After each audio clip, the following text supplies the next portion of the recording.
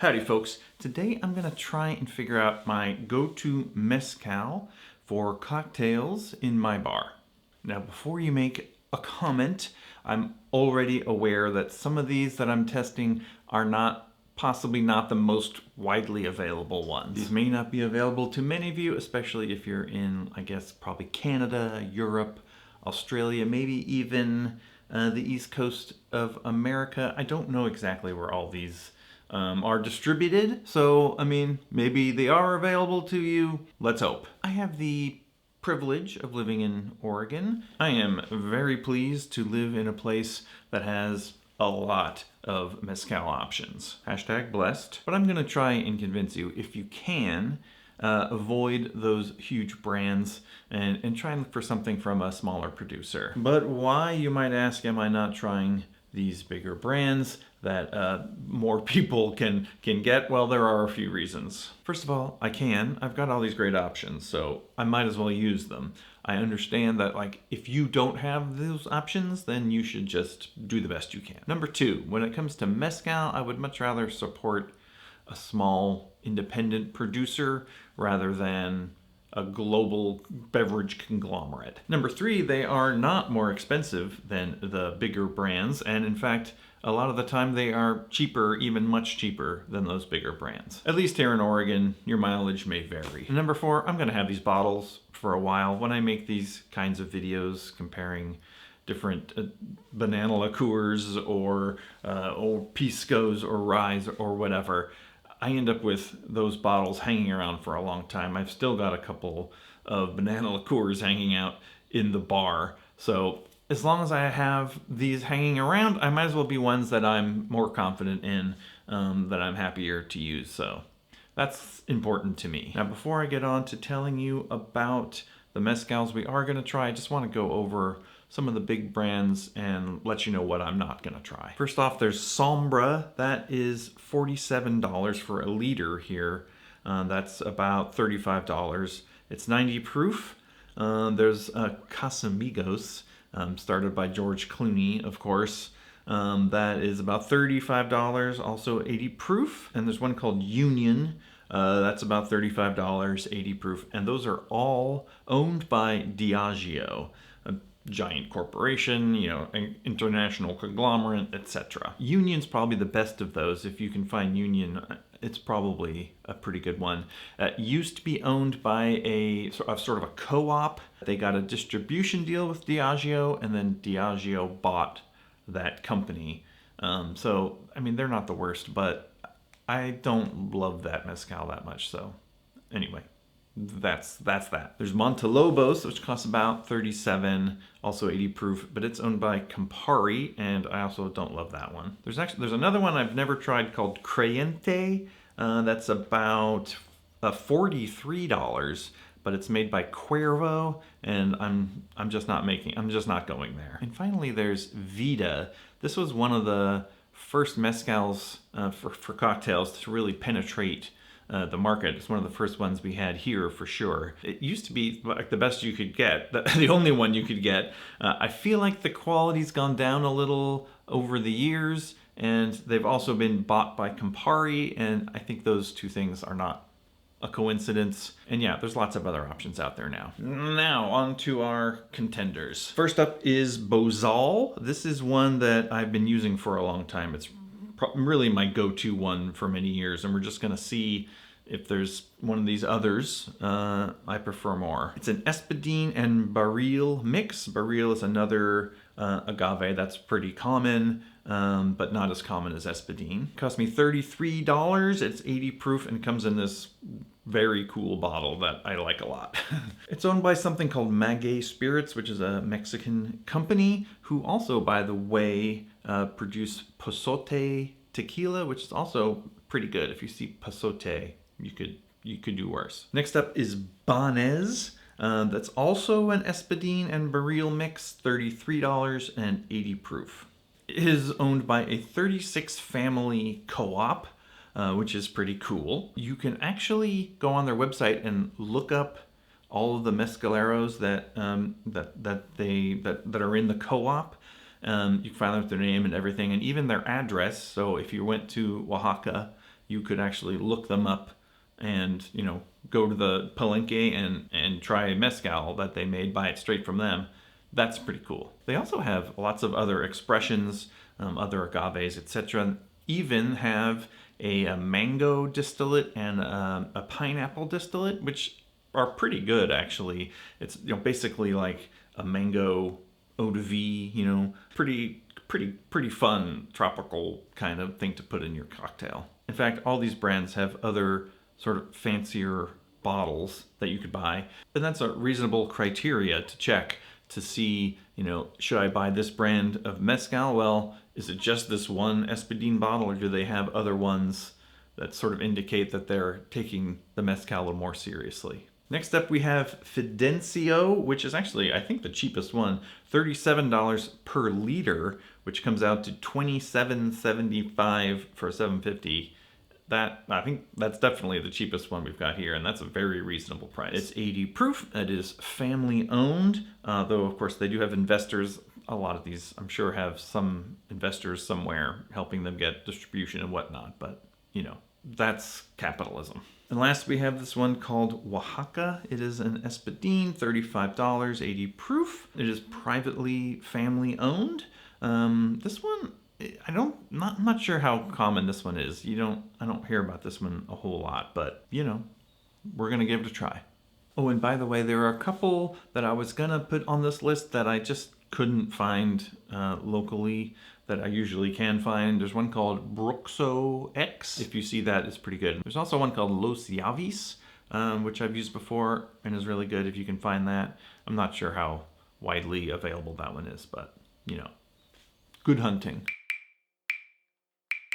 Okay, first up we have Bozal, and I'm just looking at the bottle. I misspoke before. It is not 80 proof. This is 47%. That is 94 proof. Definitely makes it more of a bargain. And by the way, all of these will have the descriptions on them of where they come from, the town they come from, the state, possibly some more information. And I don't think those other ones like Sombra or whatever will give you all that kind of information, which I admit is not necessary, but it's fun and it's good to know that they're, you know, giving credit. Yeah, and look at this bottle. It's like ceramic. Very cool. All right, let's see how we feel about Bozal. By the way, you're not gonna hear me say smoky. I never get smoky notes from mezcal. I feel like that's something that people talk about all the time, but that isn't real. Like it's sort of a mass hallucination.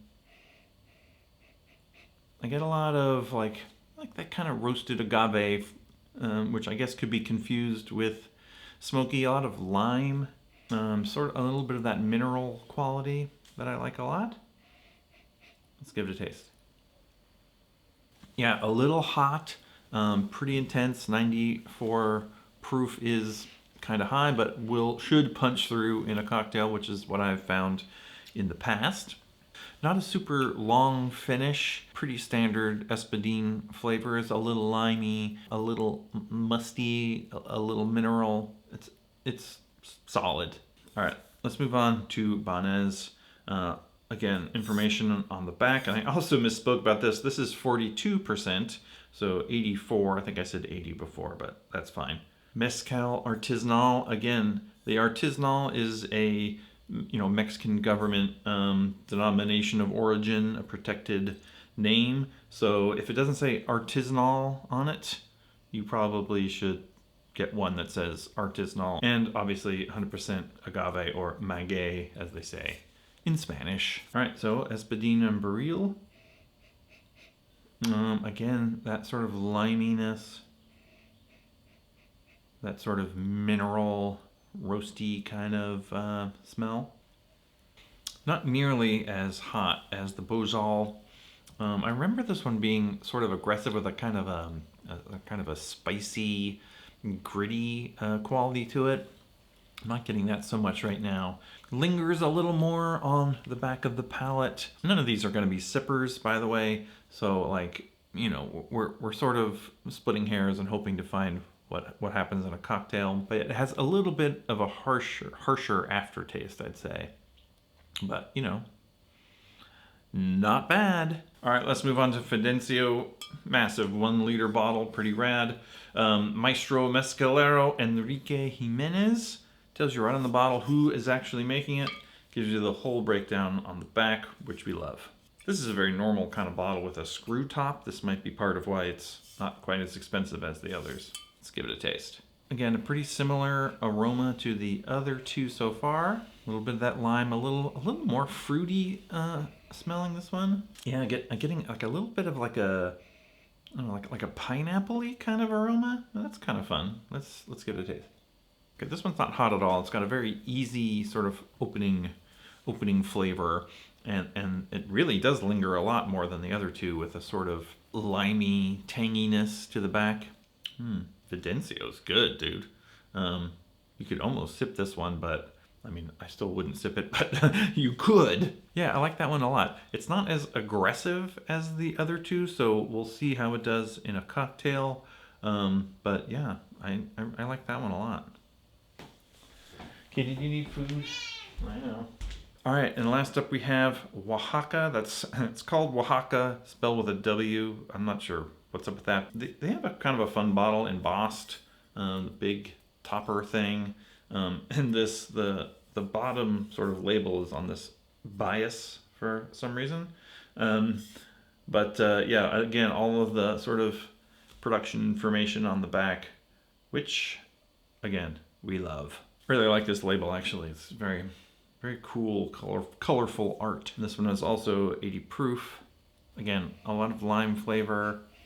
None of that harsh aroma. None of the pineapple of the last one, but a little bit of like a green pepper kind of vegetal note. But yeah, it smells kind of sweet actually. Let's give it a taste. Pretty standard espadine, I think. Back to that sort of shorter finish, but again, not super aggressive. Nice lime mineral, almost vegetal flavor as well. But yeah, not a super long lasting one. But yeah, pretty good. Okay, so far, not a ton of room between these. These aren't vastly different, and I wasn't really expecting them to be. The Bozal is definitely a little more punchy, a little more powerful with a higher proof. And the Fidencio, I'm sort of more excited about. It seemed a little bit more complex and sort of linger a little bit more on the palate. So we're gonna see how these do in a cocktail. So the next time you see me, that's what we'll do. Okay, we're back, and it's time to make these cocktails. I've decided to go for 2 ounces of mezcal, 3/4 of an ounce of lime juice, and 3/4 of an ounce of simple syrup. I know this is a very simple drink and not really anything real, but I really want the mezcal to be the star. I didn't want to complicate things. This is for testing purposes, although this drink is pretty good. All right, let's shake them up.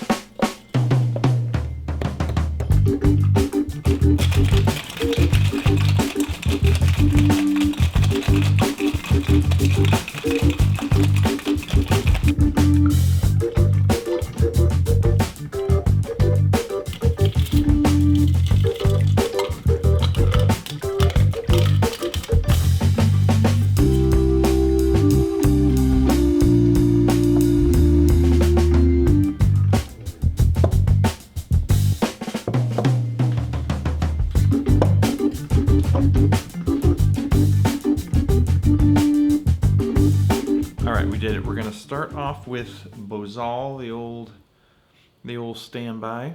That is a good drink. The mezcal, this one's got a aftertaste. Punches through pretty well. I mean, not a super ton of flavor, but definitely you can taste it. I mean, yeah, Bozal's definitely higher in the mix. I think that extra proof really does punch through a bit more. Let's go on to Bahnez. Bahnez, it's lower proof than Bozal, but I feel like it's got a little more presence, a little zippier maybe. So far, there's not a huge amount of room between these, like I've said before. A little less punchy, but a little buzz of something in there. I don't know, Bahnez is good. Let's try Fidencio. This is the cheapest option, so I'm having high hopes for this. Because if this is really good, then it's going to be my go-to. Fidencio is... I like Fidencio. It's got more of a flowery, kind of creamy flavor almost. It's a little less aggressive, a little less sharp, a little less harsh, maybe. It's got this nice sort of flowery creaminess to it that, I mean, I think that's pretty good. I could see myself using that. Yeah, definitely not as dominant, but sort of blends in a little better, you know, like a little more of a sort of subtle approach, I think. So, I mean, that might be something you're going for. Let's try Wahaka.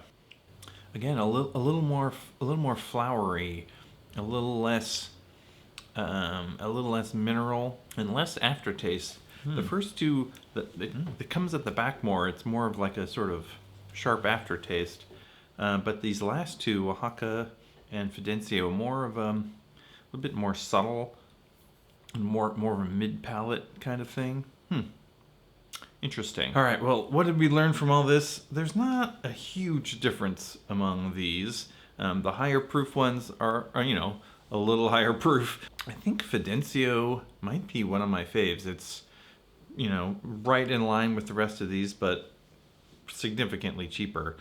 So, you know, that's really, I think, a good option. Bahnez also not bad, and I think Bahnez might be more widely available. So if you see Bahnez, I mean, I say pick it up. Anyway, mezcal is delicious, and I think any of these would be fine for you in a cocktail. If you want something punchier, Bozal is your man. But use what you can. Use what you can find. You know what I mean? Everything's going to be okay. There's no rules. All right, well, hopefully that was entertaining and or informative. We'll see you next time.